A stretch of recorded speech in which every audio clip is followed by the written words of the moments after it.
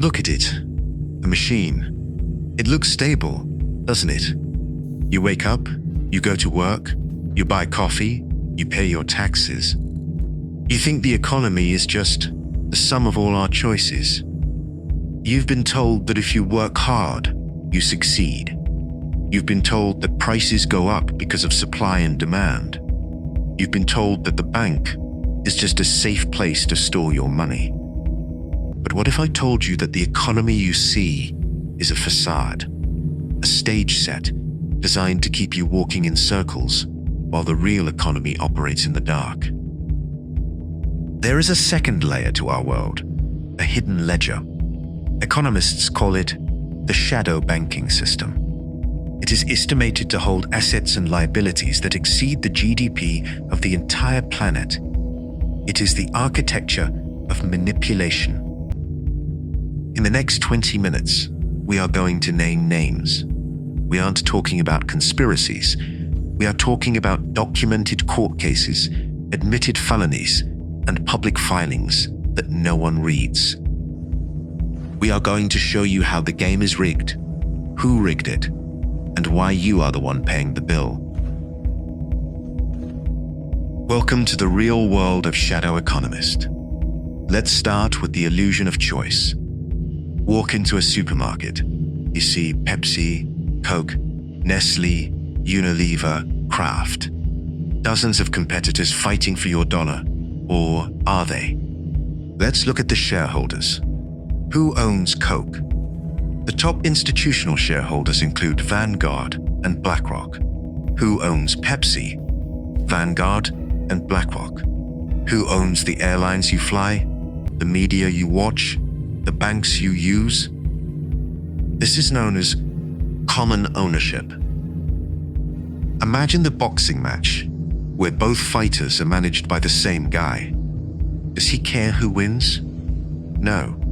He only cares that the ticket prices go up. Now here, it gets interesting. In a landmark study, researchers found that because the same few asset managers own large stakes in all major US airlines, the incentive to compete is dead. Why would United Airlines lower prices to steal customers from Delta if the owners of United also own Delta? They wouldn't. The result? You pay higher ticket prices. The market isn't setting the price. The monopoly is. Larry Fink, the CEO of BlackRock, manages over $10 trillion. That's more than the GDP of every country on Earth, except the US and China. When he walks into a room, presidents listen. Not because he's elected, but because he controls the capital that keeps their countries afloat. But owning everything isn't enough. You have to control the rules of the game. If you buy a house, you pay an interest rate. If you use a credit card, you pay an interest rate. Who decides what that number is? For decades, the world ran on LIBOR, the London Interbank Offered Rate. This was the God number.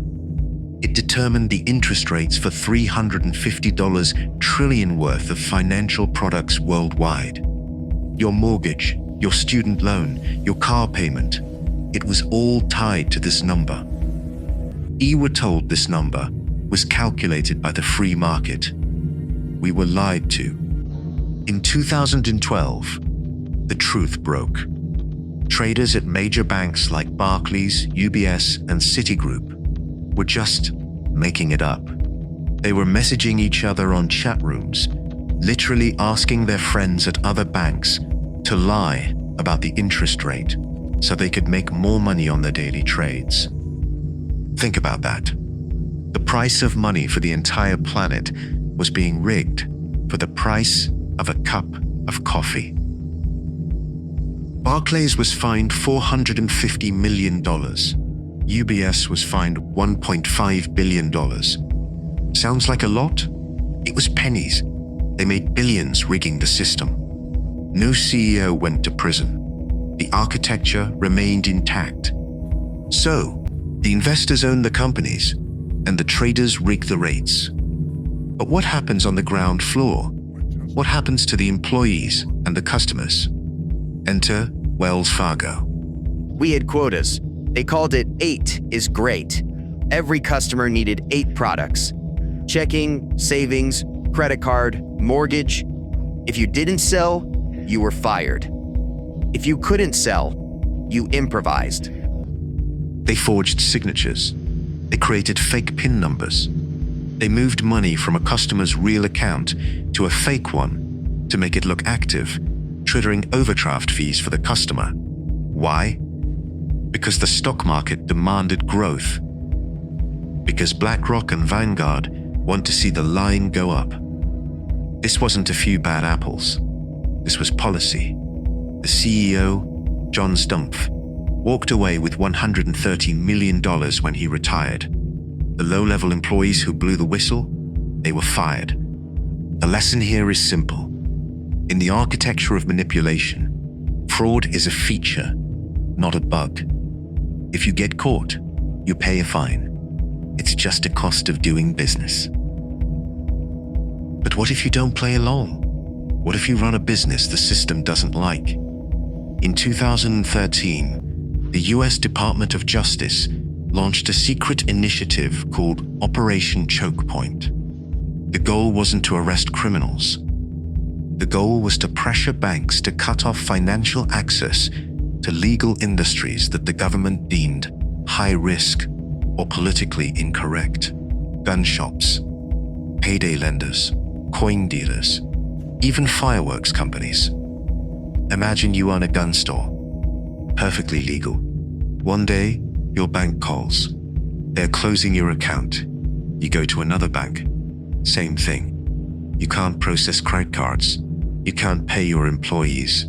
You are financially exiled. You haven't broken a law. You haven't been charged with a crime. But the architecture has decided you don't exist. This is the ultimate control. They don't need to ban your business. They just need to whisper to the banks that you are risky. The compliance departments at the banks, terrified of regulators, will do the rest. This is the preview of the future. A future where your ability to buy bread depends on your social credit score. Now we arrive at the deepest layer, the engine of inequality. The reason why the rich get richer and you get poorer, no matter how hard you work. It is an 18th century concept called the Cantillon effect.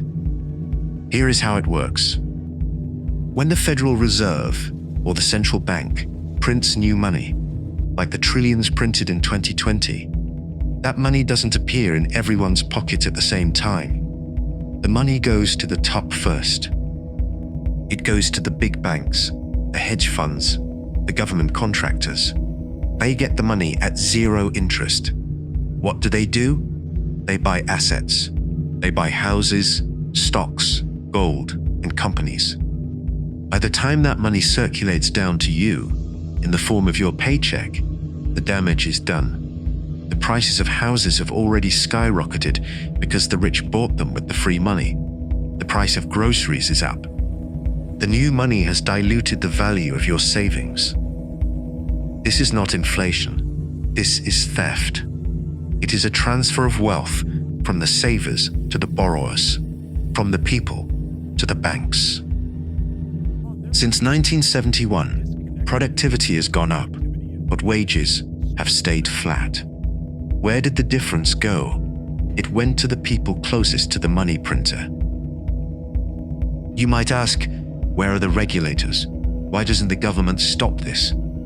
Because they are the same people. Look at the Securities and Exchange Commission, SEC, the police of Wall Street.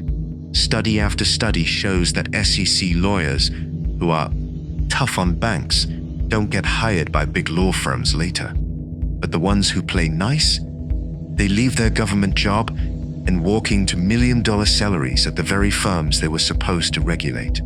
It's a club, and you ain't in it. The architecture of manipulation is not a theory. It is a machine built on leverage, debt, and secrecy. They own the companies you buy from. They rig the interest rates you pay. They fake the accounts to boost their stock. They cut off your banking if you dissent, and they dilute your savings to bail themselves out. But every Ponzi scheme has an expiration date. The $100 trillion lie is getting too big to hide. The cracks are showing. The system relies on one thing to survive: your ignorance. They need you to keep your head down, watch the news, and blame your neighbor for your problems. But now, you see the strings. If this video made you angry, good. Use it. Share this information. Stop playing their game. Get out of debt, own real assets, and never, ever trust the official narrative blindly. I'm the Shadow Economist, and we are just getting started.